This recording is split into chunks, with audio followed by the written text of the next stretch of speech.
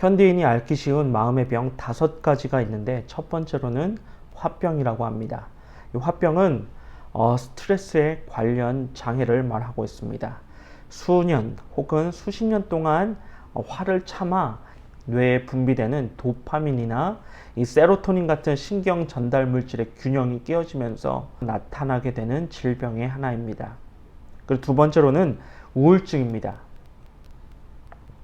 이 한국 사회에서 우울증이 많이 발생하고 있는 이유는 이 열등감 때문이라고 합니다. 이 우울증을 앓고 있는 환자들의 특징은 다친 마음을 위로받고 싶어 하는 심리가 있기 때문에 이 주변 사람들의 이해와 공감이 매우 필요하다고 합니다. 그리고 섣부른 충고와 비난은 삼가는 것이 좋다고 합니다. 세 번째의 마음의 질병은 알코올 중독입니다. 이 술을 마시게 되면 뇌에 도파민이 분비되어서 이 쾌감을 일으키곤 합니다. 이것이 반복되면서 이 도파민에 의존하게 되고 결국 내성이 생기게 되어서 좀 더 큰 자극을 원하게 되는데 바로 이것이 알코올 중독이 되어가는 과정이라고 합니다. 이 알코올 중독의 특징으로는 급격한 집중력 저하와 손떨림, 심한 경우에는 환각, 그리고 간질, 대발작을 일으키는 합병증이 일어나게 되는데 심한 경우 알코올성 치매가 온다고 합니다. 그리고 네 번째로 마음의 병은 불면증이라고 합니다.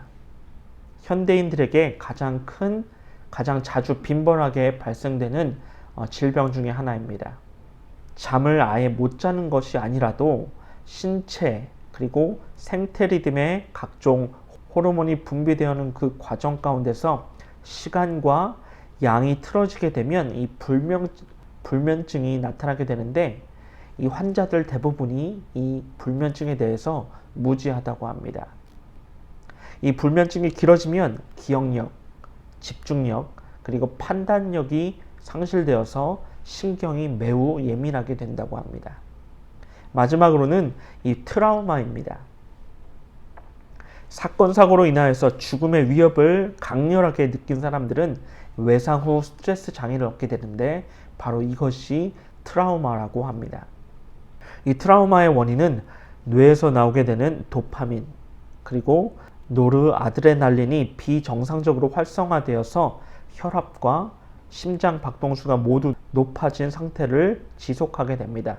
증상은 긴장감, 예민, 환각, 환청, 수면장애, 죄책감 등으로 우울증과 같이 정신분열증의 하나라고 합니다. 이 앞에서 살펴본 5가지의 마음의 병들, 이 병들은 도대체 어디서 생겨나게 된 걸까요? 한 단어로 말할 수 있습니다. 바로 스트레스가 아닐까 생각되어집니다. 이 스트레스는 나이가 점점 들면서 생기게 되는데 어린 아이들에게서는 이러한 스트레스가 전혀 발생하지 않곤 합니다. 제 기억 속엔 이 초등학교 2학년 때까지의 큰 스트레스는 겪어보지 못했던 것 같습니다.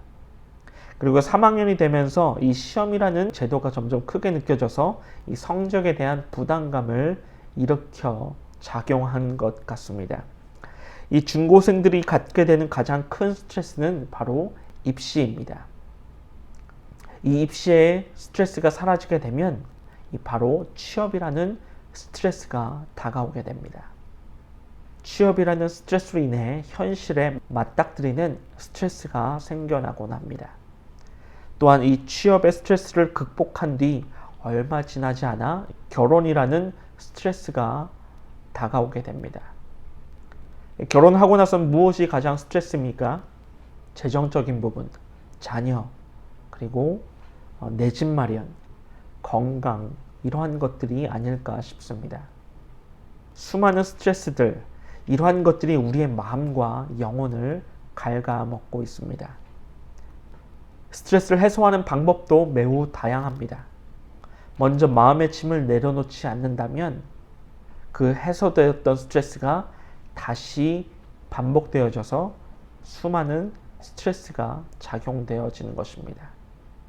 오늘 예수님께서는 수고하고 무거운 짐진 자들에게 말씀하십니다. 내게로 오라. 내가 너희를 쉬게 하리라. 혹시 이 말씀을 듣고 어떠한 감정, 어떠한 심정이 생기게 되십니까? 이 바리새인들과 같이 이 예수님의 말씀에 의심부터 들진 않으셨습니까? 아니면 믿습니다. 이러한 아멘의 고백이 나오십니까? 오늘 마태복음 11장 28절에서 30절 말씀, 내가 너희를 쉬게 하리라의 제목을 가지고 말씀을 함께 나눠보고자 합니다. 이 클라우디아 해먼스라는 작가는 잘 쉬는 기술의 책을 집필하였습니다. 이 잘 쉬는 기술이라는 책에 테스트에 참가했던 18,000여 명의 사람들이 생각하는 이 휴식이라는 의미에 대해서 정의하였습니다.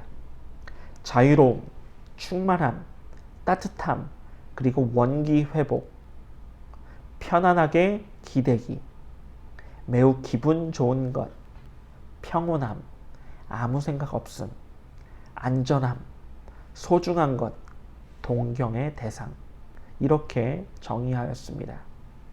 작가는 먼저 휴식의 본질을 알 필요가 있다 주장하고 있습니다. 사람마다 휴식의 의미가 다르다는 것은 확실하다. 휴식에는 신체 활동이 수반될 수 있다. 하지만 몸을 움직이는 것이 휴식인 만큼 움직이지 않는 것 자체도 휴식이 될 수 있다. 대다수의 사람들이 생각하는 휴식의 정의는 휴식은 일이 아니다라는 것이다. 그렇게 되면서 이 테스트에 참가한 사람들이 이 휴식이라는 상위 10위부터 1위까지의 활동을 소개하고 있습니다. 10위는 명상입니다. 9위는 TV 시청, 8위는 잡생각, 7위는 목욕, 6위는 산책, 5위는 아무것도 안 하기, 4위는 음악 감상, 3위는 혼자만의 시간, 2위는 자연, 그리고 대망의 1위는 무엇이라고 생각하십니까? 바로 독서라고 소개하고 있습니다. 책을 읽는 것이 휴식일까요? 대부분의 사람들이 의아해할 수 있습니다. 하지만 작가는 이 독서가 주는 휴식의 의미를 다음과 같이 설명하고 있습니다. 딴 생각의 즐거움, 이것은 잡념을 촉진하고 공상을 부추긴다. 독서가 주는 휴식의 의미는 문제를 해결할 수 있다는 것입니다. 타인의 경험을 간접적으로 체험할 수 있고, 이 책은 자신의 삶을 고찰할 수 있는 수단이 될 수 있다는 것입니다. 그리고 독서가 주는 휴식의 의미는 혼자일 수 있으나 결코 혼자가 아니다라는 것입니다. 왜냐하면 독서는 저자와의 대화이기도 하기 때문입니다. 그러면서 무작정 쉬기보다는 현명하게 쉬는 것이 중요하다는 것을 강조하면서 이 잘 쉬는 기술에 대해서 말하고 있는 것입니다. 먼저 자신의 휴식 시간을 확인하고, 그리고 스트레스를 받게 되면 가장 좋아하는 휴식 시간을 만들어라. 그리고 마지막으로 소박한 휴식의 순간 자신에게 선물을 하라는 것입니다. 어떻습니까? 조금 공감되십니까? 이 독서를 좋아하시는 분이라면 100% 공감되실 테지만 책을 좋아하지 않는 사람이라면 이해하지 못할 것입니다. 오늘 본문 말씀에는 예수님께서 말씀을 직접 가르치시고 여러 가지 기적을 베푸시는 가운데 성경 지식이 뛰어난 이 바리새인들을 향해서 말씀하고 있는 말씀입니다. 그들은 성경 지식에는 누구보다도 뛰어났지만 예수님의 말씀에 전혀 이해감이 없었고, 오히려 예수님의 단점을 찾기에 급급했습니다. 왜 그랬을까요? 그들의 마음엔 예수님의 사랑과 예수님의 평안이 없었기 때문입니다. 신학자였고 목회자였던 성 어거스틴은 자신이 기록한 이 참회록이라는 책의 첫 머리에 오직 예수 그리스도 안에서 쉴 때만이 참된 안식이 있다. 이렇게 고백을 하고 있습니다. 그렇습니다. 오직 예수 그리스도 안에서만이 참된 안식이 있다는 것을 믿으시기 바랍니다. 참된 안식의 이면에는 기쁨과 평강이라는 것이 있다는 것이죠. 수많은 사람들은 자신에게 맞는 안식을 찾기 위해서 수단과 방법을 가리지 않습니다. 바리새인들과 같이 그들은 참된 안식을 이해하지 못했으며 하루하루 버둥거리며 살아가고 있다는 것이죠. 이 험난한 시대, 즉 안식을, 평안을 갈구하는 이 시대에 오늘 본문의 말씀을 가르치신 예수님께서는 우리에게 큰 희망과 기쁨을 동시에 허락하여 주고 계십니다. 그러므로 이 예수님의 초청을 아멘으로 화답하시는 저와 여러분 되시길 주님의 이름으로 축원합니다. 본문 28절 말씀에 소개되고 있듯이 예수님은 수고하고 무거운 짐진 자들 이렇게 말씀하십니다. 누구를 뜻하고 있는 것일까요? 누가 수고하고 또한 짐진 자들일까요? 바로 안식을 누리지 못하는 사람들을 말씀하고 계십니다.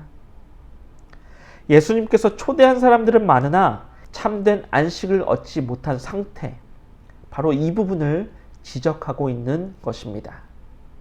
도대체 무엇이 우리의 마음을 억누르고 있기 때문에 주님께서 허락하신 참된 안식을 누리지 못하고 있는 것일까요?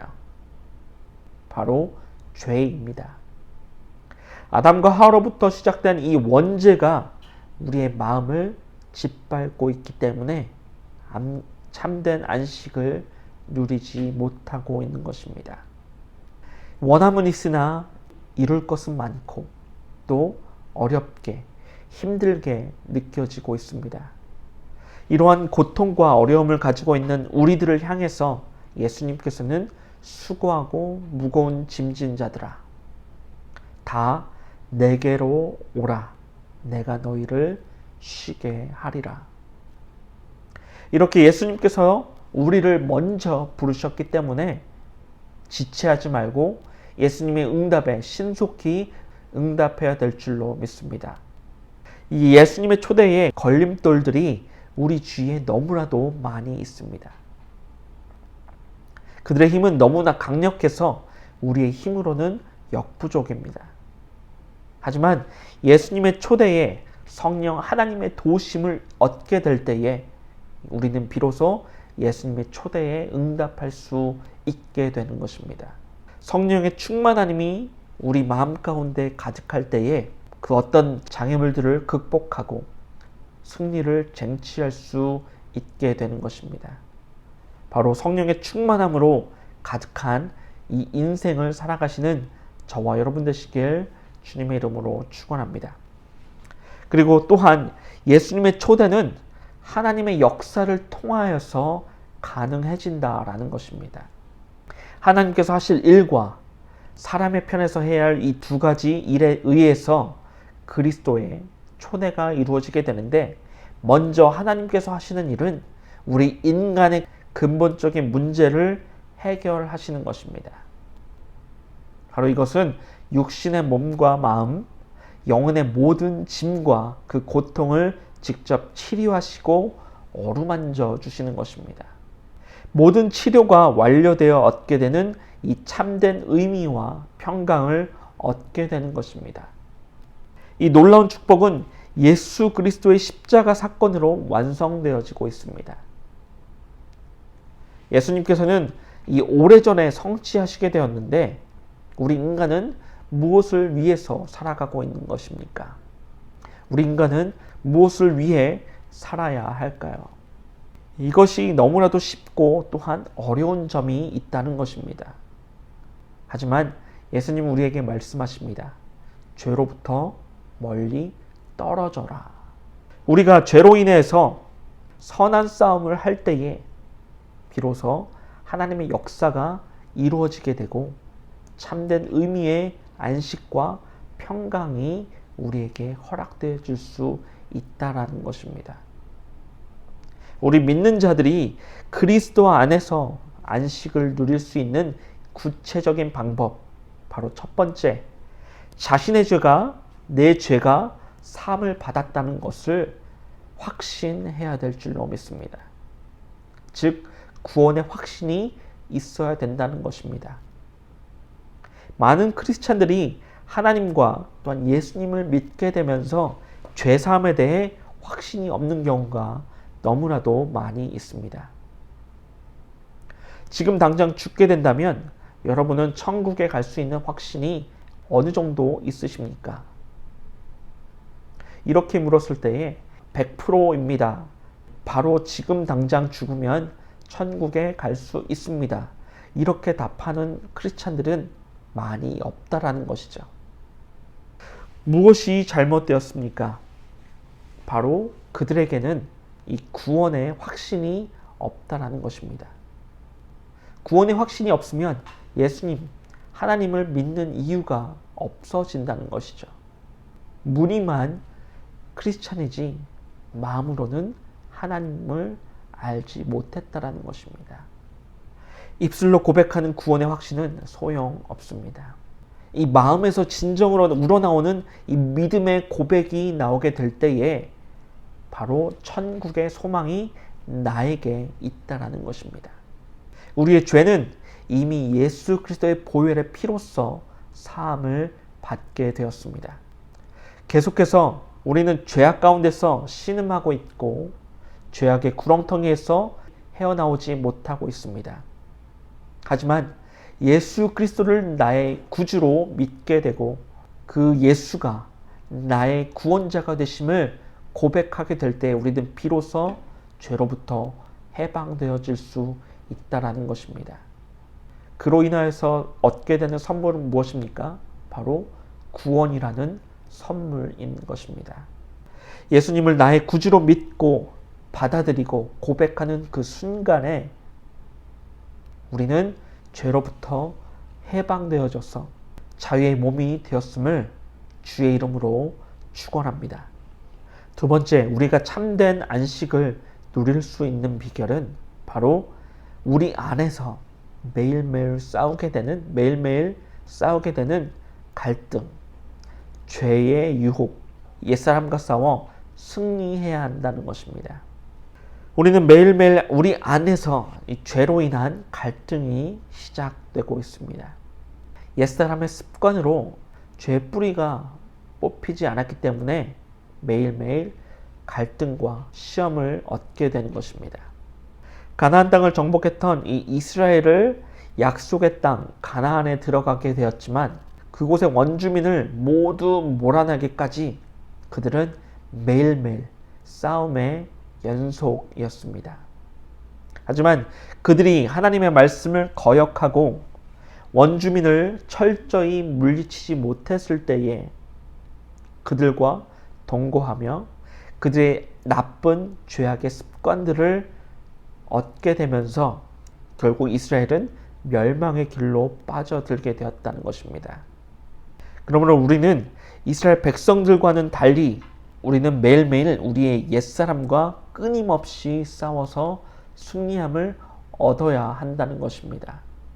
춤을 배울 때에 선생님이 시범을 보여주고 그 다음에 학생들은 따라 추게 됩니다. 춤을 처음 배우는 학생들의 눈에는 머리로는 이해했지만 막상 춤을 추게 되면 몸이 따라주지 않게 됩니다.